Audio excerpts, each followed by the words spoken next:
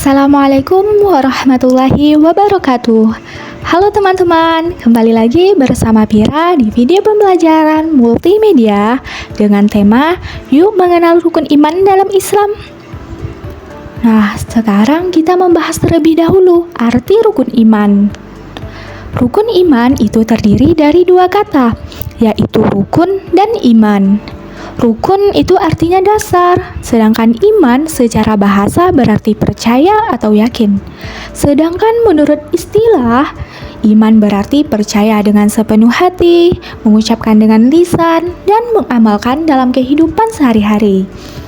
Jadi, rukun iman adalah dasar dari kepercayaan kita sebagai orang Islam. Adapun dalil tentang rukun iman ini yaitu dijelaskan oleh Allah dalam Quran Surah An-Nisa ayat 136, yang mana ayat ini berisi penjelasan tentang keimanan atau keyakinan yang menjadi pengingat tentang rukun iman yang harus dipercaya oleh penganut agama Islam. Rukun iman itu ada 6. Yang pertama yaitu iman kepada Allah. Nah, iman kepada Allah artinya percaya kepada Allah Subhanahu wa Ta'ala sebagai Tuhan semesta alam, pencipta, pengatur, dan pemelihara segala yang ada. Keyakinan ini mengharuskan seorang Muslim untuk menyembah hanya kepada Allah. Yang kedua yaitu iman kepada malaikat Allah. Iman kepada malaikat artinya kita meyakini bahwa Allah itu telah menciptakan para malaikat, yang mana malaikat ini adalah makhluk Allah yang diciptakan dari cahaya, dan mereka itu selalu patuh kepada perintah Allah dan tidak pernah melakukan dosa.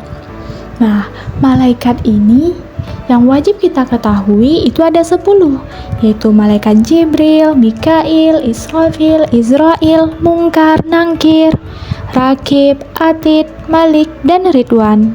Yang ketiga yaitu iman kepada kitab-kitab Allah, yaitu kita meyakini bahwa Allah telah menurunkan kitab-kitabnya kepada para rasul untuk dijadikan petunjuk untuk umat manusia.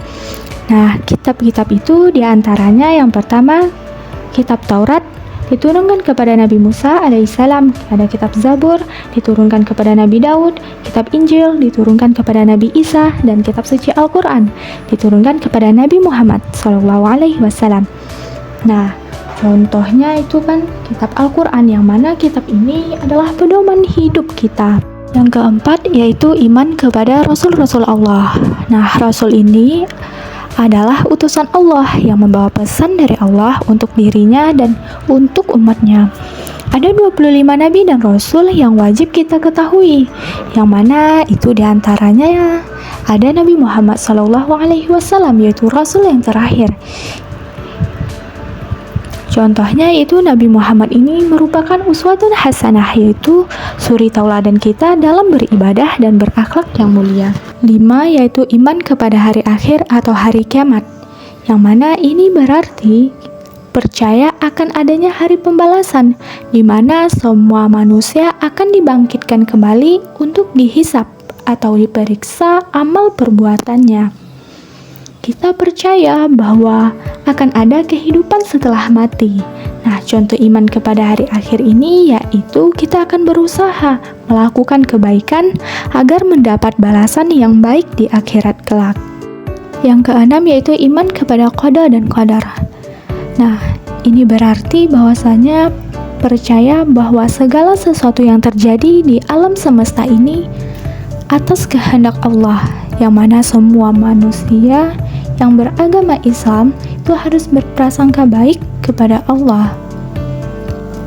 Terdapat perbedaan antara qada dan qadar, yang mana qada itu adalah ketetapan Allah yang sudah ditentukan sejak zaman azali sebelum alam semesta diciptakan dan tidak dapat diubah oleh manusia. Nah, contohnya yaitu seperti bencana alam.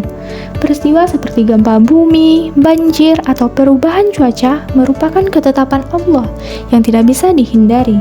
Kemudian ada kematian, yaitu waktu dan cara kematian seseorang itu sudah ditetapkan Allah dan tidak dapat diubah dengan usaha apapun. Kemudian ada kelahiran, yaitu kapan waktunya, tempatnya, keluarganya, itu kita tidak dapat memilih karena itu sudah ketentuan Allah. Kemudian ada namanya pasangan hidup dan jodoh. Siapa yang akan menjadi pasangan hidup seseorang itu telah ditentukan oleh Allah sejak zaman azali, meski manusia tetap berikhtiar memilih. Kemudian itu ada qadar, yaitu ketentuan Allah Subhanahu wa Ta'ala yang masih bisa berubah sesuai dengan usaha dan doa. Nah, contohnya itu ada seperti kesehatan, yaitu seseorang itu bisa saja sakit, namun dengan usaha berobat dan menjaga kesehatan, ia bisa sembuh.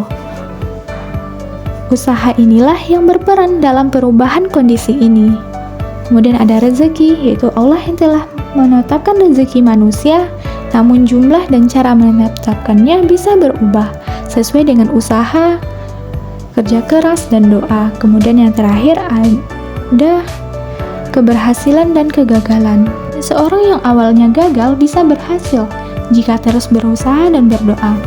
Hasil akhir dipengaruhi oleh usaha manusia dan izin Allah.